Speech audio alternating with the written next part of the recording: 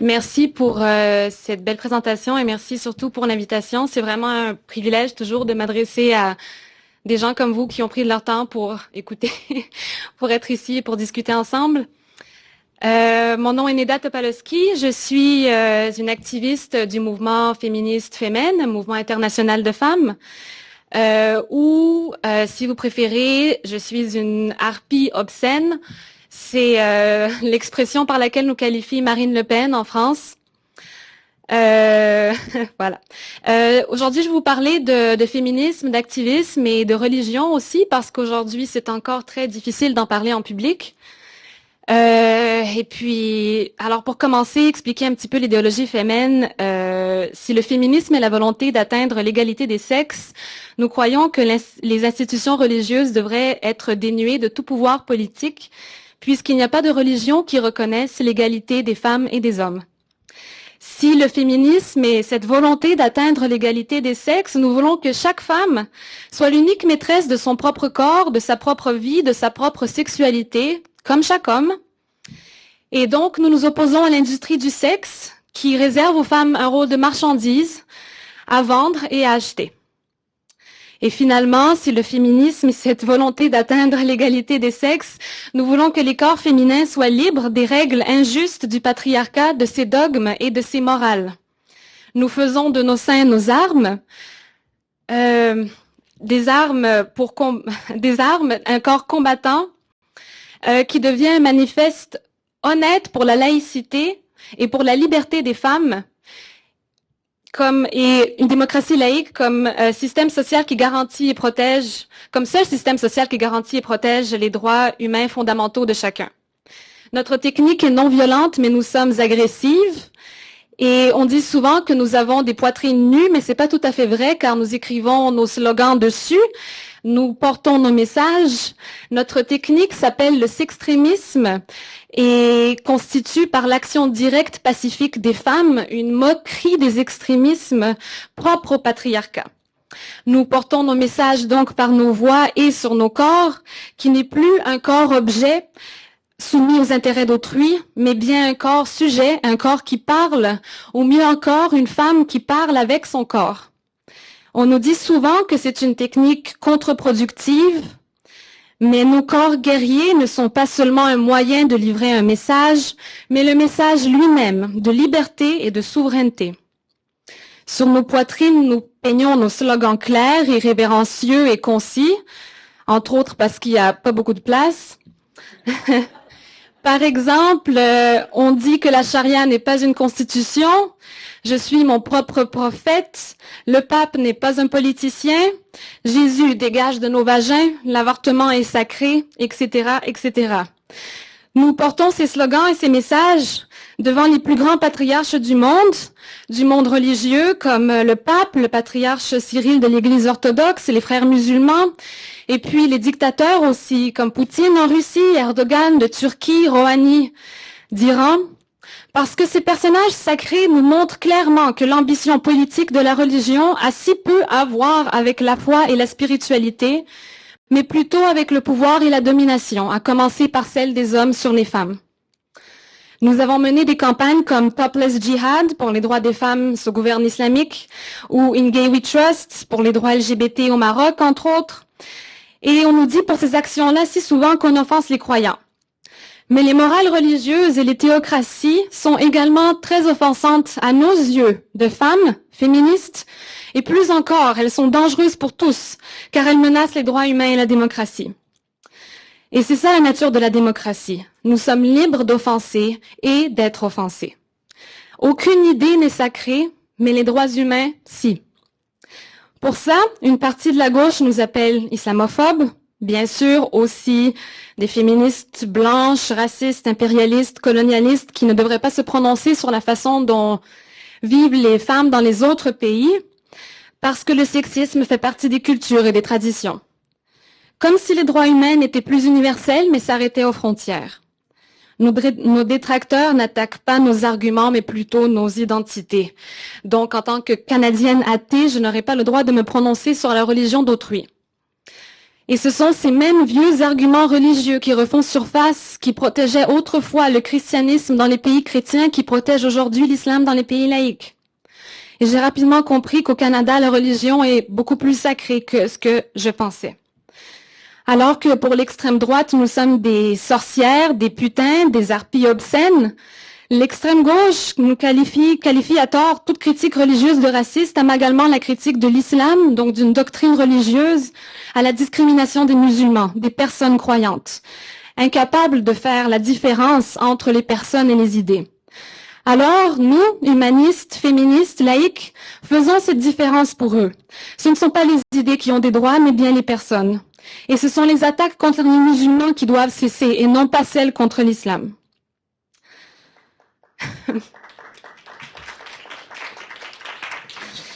Tout de même, nous pouvons dire que beaucoup d'entre nous vivons assez confortablement ici au Canada, surtout à comparer à d'autres endroits dans le monde. Nous jouissons tous d'un relatif confort matériel que nous aimons et qui est tout à fait normal et que je souhaite à tous. Mais il y a un point de bascule où le confort peut devenir dangereux. Et c'est lorsque nous commençons à trop valoriser le confort de nos idées. J'ai découvert parmi mes pairs, des jeunes féministes, ce côté dangereux du confort. Il y a des gens qui pensent qu'ils ont un droit politique au confort de leurs idées et développent donc une intolérance aux idées des autres et des techniques de censure pour interdire ce qu'ils veulent pas entendre.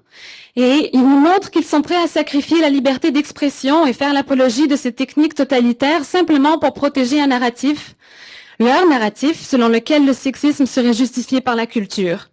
Une culture qu'il serait raciste de critiquer. Quand la tuerie de Charlie Hebdo a eu lieu, ils ont dit que les caricatures étaient racistes. Quand le père de la famille Shafia, famille originaire d'Afghanistan, venue vivre au Canada, a tué ses 3 filles et sa première femme en les noyant en Ontario, parce que l'honneur de la famille était entaché parce que les jeunes filles voulaient s'habiller à la mode, ils ont dit que ça avait l'air horrible en effet, mais que nous ne devrions pas juger trop vite, et surtout pas avec nos morales, mais faire un effort pour comprendre leur culture où les crimes d'honneur sont parfaitement justifiés. Après les attaques terroristes à New York, ils ont parlé seulement du contrôle des armes. Après les attaques terroristes de Nice ou de Barcelone, ils ont parlé seulement, où les camions sont rentrés dans les foules, ils ont parlé seulement de contrôle des camions, en effaçant constamment les intentions humaines qui ont déclenché ces armes et conduit ces camions avec pour mission de tuer au nom d'Allah. Et j'ai fini par comprendre que la gauche aujourd'hui ne réclame plus les droits humains pour toutes les personnes, mais cherche à préserver la sécurité et le confort de leurs idées, en censurant quiconque réclame des droits fondamentaux pour les femmes partout, pas seulement au Canada. Et quand je me réveille chaque matin, je ne peux toujours pas m'empêcher de cesser à penser à ces autres femmes ailleurs. D'après les Nations Unies, il y a 200 millions de femmes qui vivent en ce moment avec leurs génitaux mutilés. En Somalie, 98% des filles qui naissent se font couper le clitoris. En Égypte, c'est 91%. Quand le clitoris est coupé et souvent l'ouverture du vagin cousu, ça veut dire que la jeune fillette vierge est prête à marier. Cette tradition est justifiée et propagée par des théologiens radicaux. Ça nous démontre que les institutions religieuses iront parfois jusqu'à handicaper les femmes pour la vie, pour assouvir leur soif de pouvoir.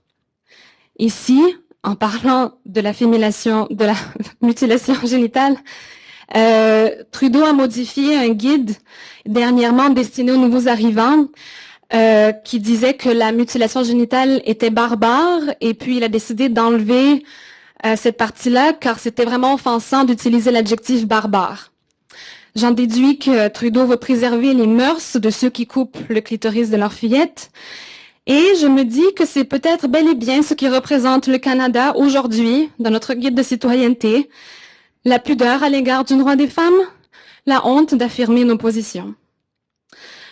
L'autre jour, dans les nouvelles, on apprenait qu'en Irak, un projet de loi propose de permettre que les filles soient mariées dès l'âge de 9 ans pour permettre aux hommes de faire comme leur prophète Mahomet, qui a marié une enfant de 9 ans. Et ça sonne bizarre pour nous, mais à l'échelle du monde, ce n'est ni bizarre ni exceptionnel. Le mariage des enfants, des filles, est commun à beaucoup d'endroits. Chaque année, 15 millions de filles mineures sont mariées. Ça semble être un gros chiffre. Ça représente 28 fillettes par minute. C'est une fille toutes les 2 secondes.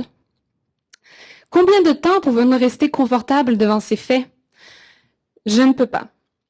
Comme Virginia Woolf l'a écrit, As a woman, I have no country.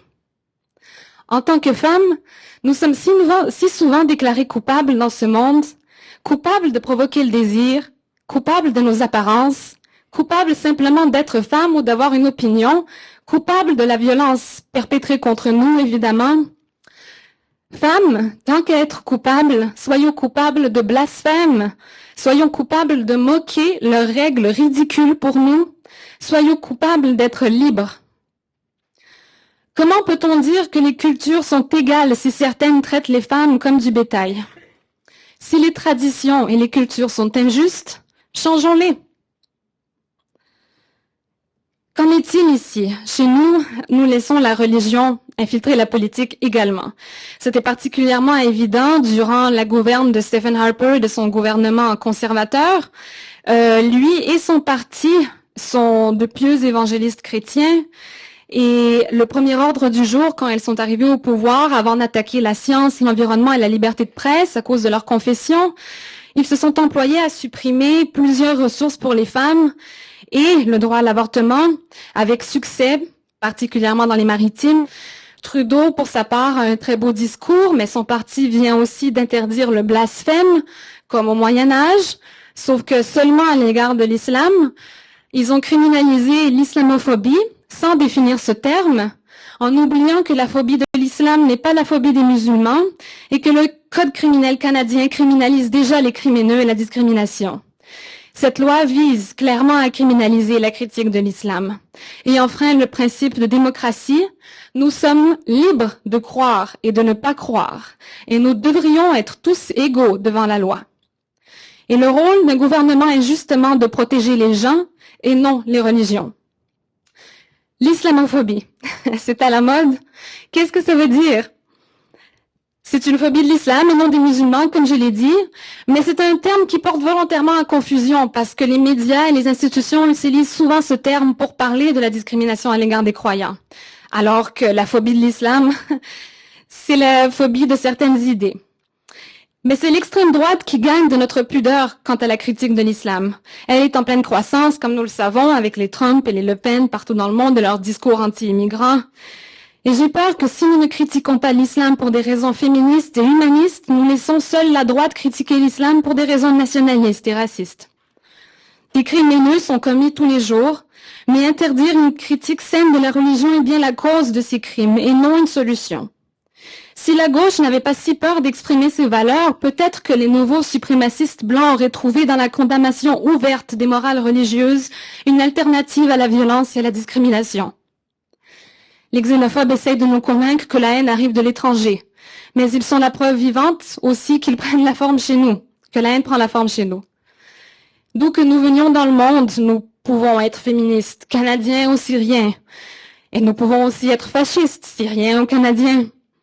C'est pourquoi nous devons nous diviser et nous assembler d'après nos idées et non nos identités. Si nous voulons promouvoir démocratie et égalité, nous devons défendre ces institutions en les enseignant, en les expliquant et non en les abandonnant.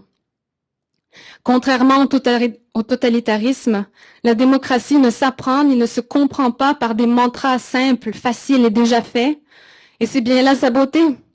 Ne luttons pas contre les personnes, mais bien contre les idées. Les discours identitaires ont toujours tort, qu'ils viennent de gauche ou de droite. Pour citer Megan Murphy, une féministe canadienne que vous connaissez sûrement, nous n'avons pas à choisir entre les idiots de droite et les idiots de gauche. C'est pour ça que nous avons le féminisme.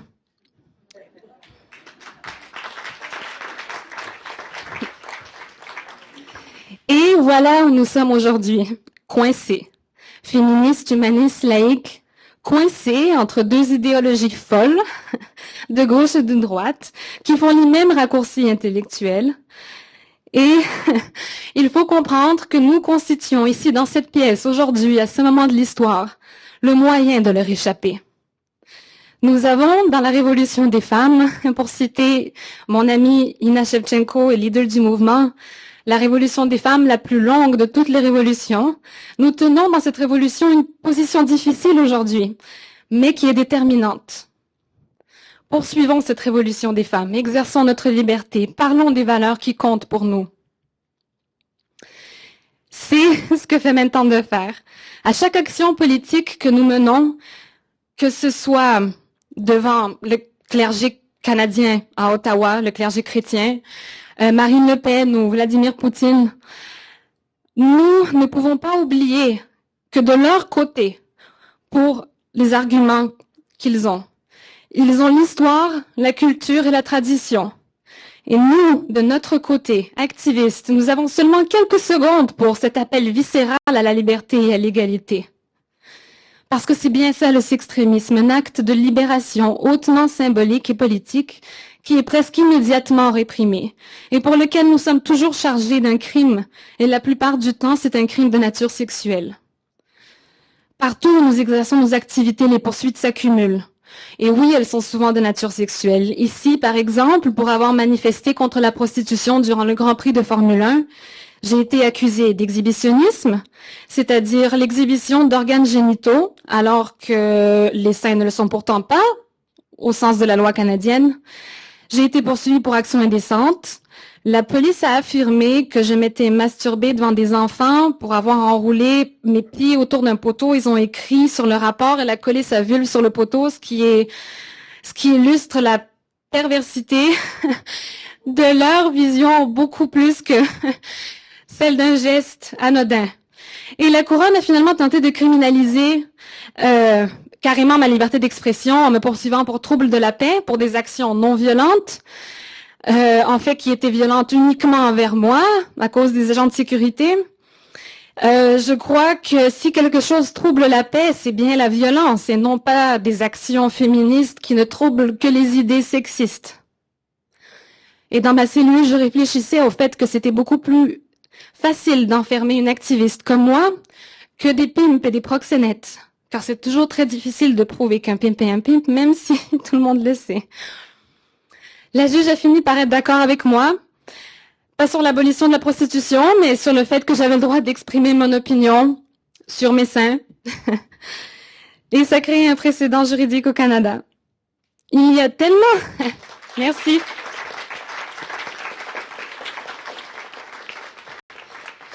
Il y a beaucoup d'anecdotes de répression et de violence à l'égard des activistes féminines à tous les niveaux. Des emprisonnements partout à travers le monde, une torture en Biélorussie, des enlèvements par les services secrets de l'État au Maroc, violences physiques par des intégristes chrétiens un peu partout en Europe. Ces répressions énormes et violences envers des femmes qui expriment simplement leur opinion d'une façon qui dérange, librement donc, montrent que ce sont de nos idées dont ils ont peur et non pas de nos seins. Les corps des femmes sont mis à nu et exposés partout aujourd'hui, dans la mode, dans la publicité, dans la pornographie, et nous sommes tous relativement habitués à eux, à les voir, mais en tant qu'objets sexuels seulement, utilisés pour vendre toutes sortes de produits, et les femmes elles-mêmes en tant que produits. Nous voulons briser ce moule, opposer nos subjectivités à leur objectification des femmes. Nos corps féminins activistes ne sont pas sexualisés. Ils sont forts, combattants, agressifs, guerriers. Nos corps sur lesquels les patriarches assoient leur idéologie d'exploitation se retournent à présent contre eux et se battent pour notre idéologie féministe d'égalité. Ils n'ont pas peur de voir nos seins, mais ce que nos seins représentent, la liberté des femmes, le pouvoir des femmes libres.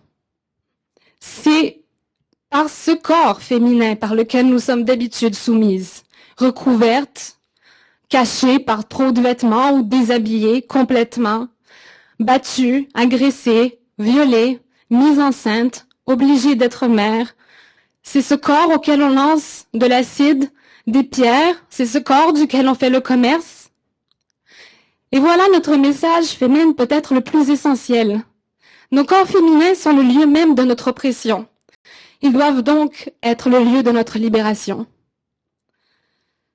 Et si nous les effrayons à ce point-là, les autorités politiques, religieuses, capitalistes, ça devient clair pour moi que l'exercice de ma liberté devient alors une responsabilité politique. Leurs accusations de crimes sexuels prouvent qu'il n'y a qu'une façon de voir le corps féminin et c'est toujours comme quelque chose de sexuel, même pour le système de justice. Je crois fondamentalement qu'il n'y a rien de mal dans ce que nous faisons, mais quelque chose de profondément mauvais et injuste dans la façon dont on nous voit. Et c'est ce monde que nous essayons de changer, sans demander la permission. Pourquoi devrions-nous être coupables de la façon dont la société voit les femmes? En allant à procès, c'est la question que je voulais poser à la couronne, à la juge, à la société. Ma victoire crée un précédent qui servira de référence pour les femmes qui voudront utiliser leur corps comme outil d'expression politique, ici. Et je n'ai pas pu m'empêcher de penser à toutes ces activistes qui ont eu peur d'agir à cause du risque d'avoir des dossiers criminels. La possibilité est là, c'est sûr, mais personne n'a jamais entrepris de changer le monde sans prendre de risques. Exposer mon corps en public est très inconfortable. Quand le jour d'action arrive, j'aimerais faire autre chose, toujours, n'importe quoi d'autre. Mais il faut que quelqu'un le fasse. Alors j'y vais. Et personne n'a jamais entrepris de changer le monde sans sacrifier son confort. Mais la plus importante leçon que j'ai appris, c'est que la liberté n'est pas quelque chose qui se possède, quelque chose qui ne se possède pas, c'est quelque chose qui s'exerce. Et en acceptant de ne pas exercer la liberté à son plein potentiel, en ayant peur de déranger et d'offenser, on accepte aussi de se réveiller dans un jour, dans une société où ce ne sera plus possible d'être libre. Et c'est pour ça que je viens ici pour vous encourager à exercer votre liberté, car il n'y a pas de meilleur moyen de la défendre. Voilà.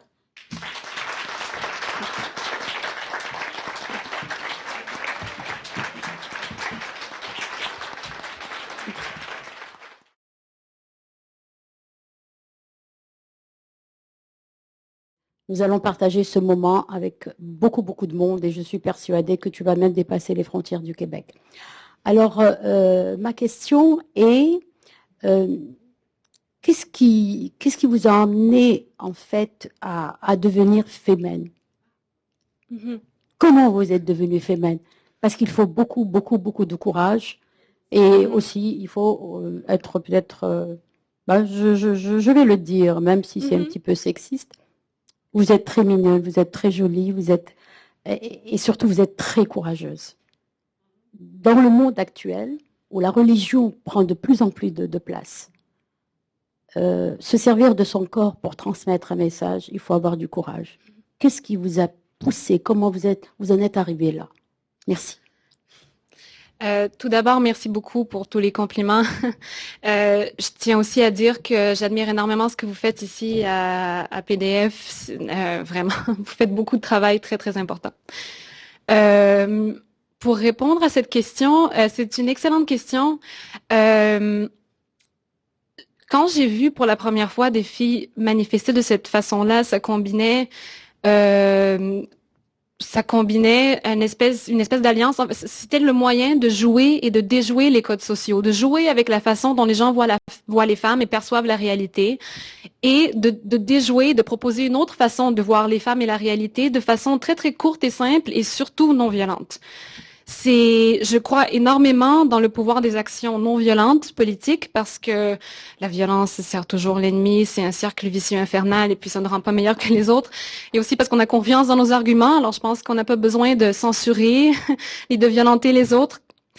Mais ça combinait donc, c'était comme un théâtre, c'était en fait réécrire pour 2 minutes l'histoire que nous voudrions écrire.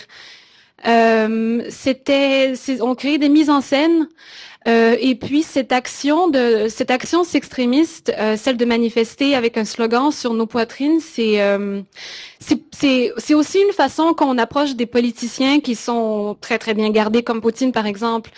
C'est une façon de montrer que oui, les femmes peuvent se mesurer au pouvoir masculin déjà en une simple image.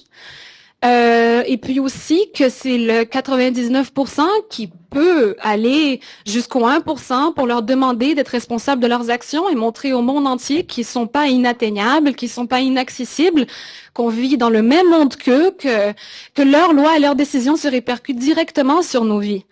Ces slogans et ces mises en scène qu'on crée, qui sont souvent très clairs et simples et il faut qu'ils soient clairs en une image pour que, peu importe les langages, la langue qu'on parle à travers le monde, peu importe où se trouve la personne qui voit l'image de cette action, elle devrait être en mesure de comprendre la dynamique de pouvoir dans ces images. Hommes-femmes, démocratie, liberté, rigidité, dictature, etc. Donc, c'était vraiment un moyen relativement simple d'atteindre, de faire ça, de renverser un système de valeurs, en fait, devant tout le monde, pour lequel, puis ça rejoint, pour terminer là-dessus, donc ça rejoint aussi quelque chose d'assez personnel que je pense que beaucoup de femmes portent en elles, c'est que c'est particulièrement pertinent dans un monde où nos corps sont si souvent sexualisés et travestis en des objets de plaisir. Et je me suis dit, pourquoi mon corps ne pourrait pas être un objet de plaisir pour moi-même, de plaisir politique, et que j'écrive ce que je pense dessus, puis qu'il représente ce que moi je veux dire, à la place de servir les autres. Donc, une combinaison de ces facteurs, c'est un acte qui commence, en fait, je pense, en étant relativement bénin. On se déshabille, on refuse quelque chose, mais qui est beaucoup plus complexe, et puis on le voit par la dynamique sociale que ça crée. Alors, la phrase « la liberté n'est pas quelque chose qu'on possède, mais qu'on exerce » m'a interpellée. Et il faudrait pas oublier non plus que la liberté, c'est aussi quelque chose qu'on construit et qu'on maintient socialement. Puis, je pense que toi et moi, on se rejoint là-dessus. Il faut informer sur les conditions des femmes, étant donné qu'on veut être un pays d'accueil, les conditions des femmes dans diverses cultures. Puis, l'intervention de la première femme qui a parlé, je connais pas son nom, mais qui a parlé justement des jeunes femmes. Ça, c'est un problème pour le féminisme aujourd'hui. Les femmes de ma génération et plus jeunes, on a grandi, les Québécoises, en tout cas, dans un contexte où on n'avait pas à s'obstiner avec papa pour aller à l'université. C'était normal pour nous de pouvoir sortir aussi bien que les garçons. Alors, aujourd'hui, on nous montre des porte-paroles comme Dalila Wada, qui est sûrement très populaire ici. Mais ce genre de personnalité, on nous parle des travailleuses du sexe qui choisissent d'aller vers ça et on nous parle de ça comme si c'était tout simplement des actes de liberté individuelle en occultant tout le système et toutes les normes informelles qu'il y a derrière ça. Puis de venir dénoncer ça avec un courage comme le tien, je dis bravo. Puis je pense que, en fait, je t'annonce que ta phrase sur la liberté devient ma prochaine citation de la semaine. Oui, c'est vrai. Je suis tout à fait d'accord. Oui, absolument. Non, c'est très malheureux qu'on vive à une époque où la censure revient, entre autres par les jeunes. C'est vraiment très, très malheureux. Puis c'est justement là où, vous savez, la liberté, exercer sa liberté, ça peut être quelque chose de super simple. Ça peut être des commentaires Facebook, mais vous savez aussi les réactions que ça amène, comment ça se déchaîne. Et puis c'est là où on réalise que peut-être qu'on est plus si libre de dire certaines choses. Et puis, malheureusement, c'est le climat actuel, mais c'est justement pour ça qu'il faut qu'on l'exerce, apparemment, il faut qu'on habitue cette société à notre liberté. Oui, c'est ça, notre liberté d'expression. Neda? Oui. Ça marche? Oui. J'aimerais d'abord te remercier parce que j'étais très émue à la fin de ton discours par ta propre émotion. Et tout de suite, je suis allée t'inviter sur Facebook parce que je dis, oh my God, il faut vraiment que suivre cette femme merveilleuse parce que c'était vraiment quelque chose de spectaculaire ce que tu as fait. Et dire aussi que je suis très admirative du courage du groupe et de ton courage. En même temps que je suis triste parce que je pense que l'acte de montrer sa poitrine ne devrait pas être quelque chose d'admiratif plutôt qu'une chose normale, qu'on devrait pouvoir le faire sans être censuré ou quoi que ce soit. Alors, comme on n'est pas encore rendu là, bravo pour le courage, mais j'espère bien qu'un jour, on va pouvoir montrer nos poitrines sans vraiment être obligé de forcer quelque chose, mais plutôt de le faire naturellement, comme les hommes le font. Exact, oui.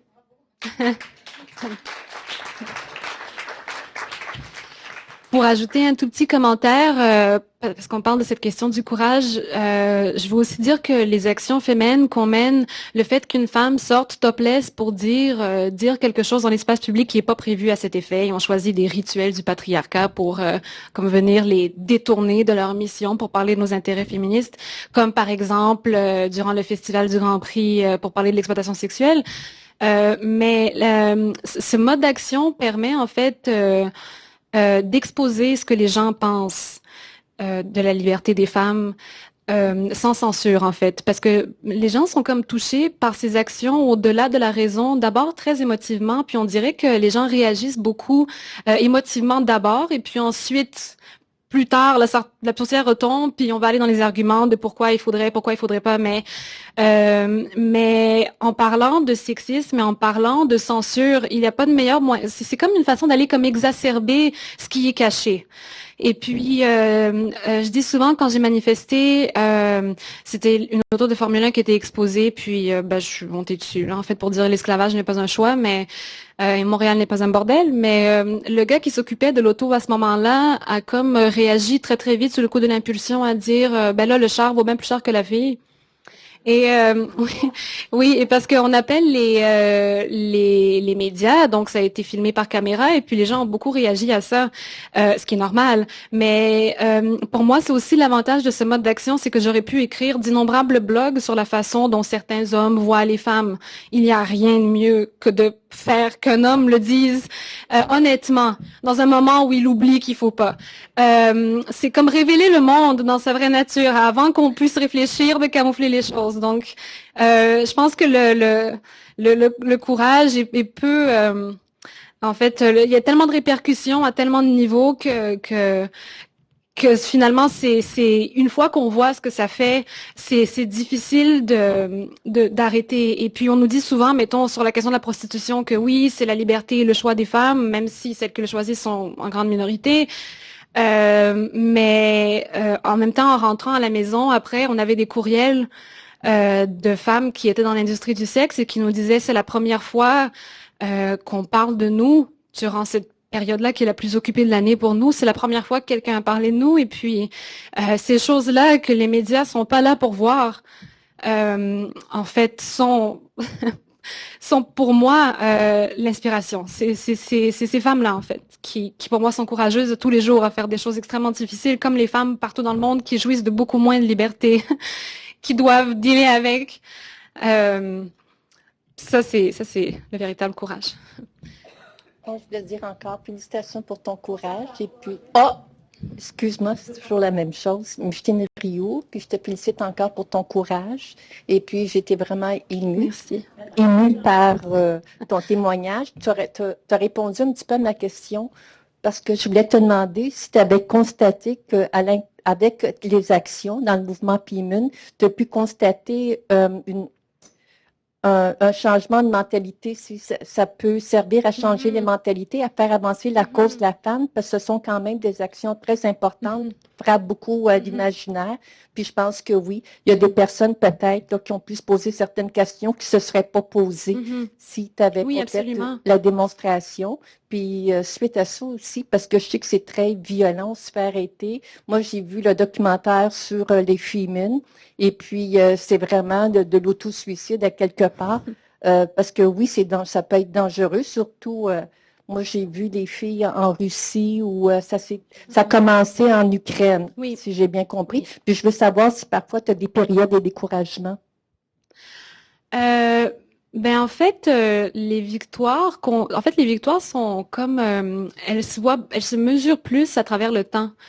Comme mettons, pour parler de notre campagne contre l'industrie du sexe puis des mains Grand Prix, parce que justement, c'est ce qu'on a fait depuis.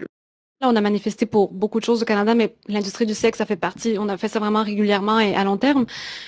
Il y a un effet immédiat, comme par exemple que des femmes nous disent qui sont dans le milieu qu'elles se reconnaissent là-dedans. Et puis qu'on leur donne pas d'habitude l'opportunité de parler. Mais donc, il y a ces effets immédiats-là, mais il y a aussi quelque chose qui se passe à la longue. Les groupes de femmes, ça fait longtemps qu'ils luttent à Montréal contre la prostitution durant le Grand Prix et l'exploitation sexuelle, que ce soit la Clé, que ce soit plein de groupes de femmes. Il y a une manifestation annuelle durant le Grand Prix, puis toute l'année, il y a des formations, il y a des campagnes.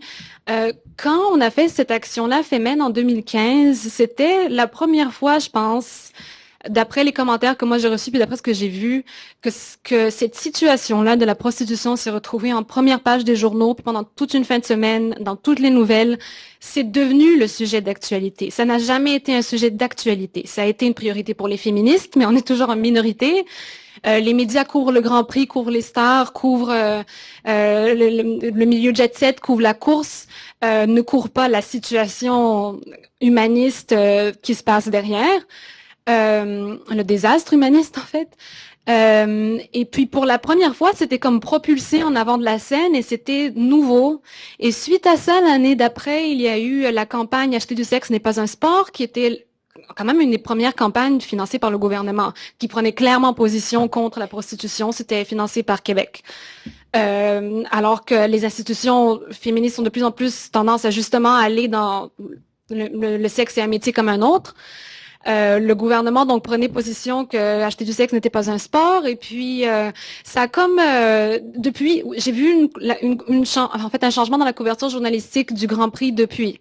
Toutes les années, on parle de plus en plus de que sont les droits des femmes aujourd'hui. Est-ce que c'est différent de l'année passée? Voici les manifestations que les femmes ont tenues. Est-ce qu'on peut s'attendre à la même chose l'année prochaine?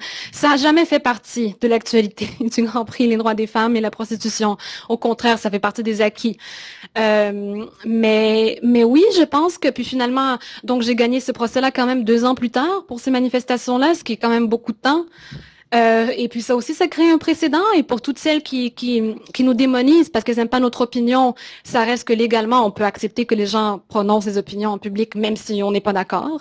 Et puis, au bout du compte, je pense que vis-à-vis de la prostitution et de la responsabilité de la Formule 1 par rapport à ça, les gens sont beaucoup plus avertis aujourd'hui qu'avant 2014-2015. Et puis, je pense pas que tous les groupes de femmes sont responsables de ça, évidemment, ensemble. Mais en effet, l'action directe de Femen n'y est pas pour rien. Puis ça amène ces conversations-là aussi dans les foyers. Je veux dire, ça passait en boucle sur toutes les nouvelles. Ça fait qu'autour du souper, dans les familles, sujet confortable ou inconfortable, si les enfants demandent aux parents pourquoi, il faut en parler. Et puis, c'est ça qu'on veut faire parler les gens. C'est pas imposer des idées, mais c'est vraiment faire parler les gens autour de ces sujets qui sont extrêmement inconfortables et qu'on n'arrête pas d'éviter. Alors, de briser le statu quo, puis de commencer à parler pour commencer à régler des problèmes. C'est tout. Ah oui.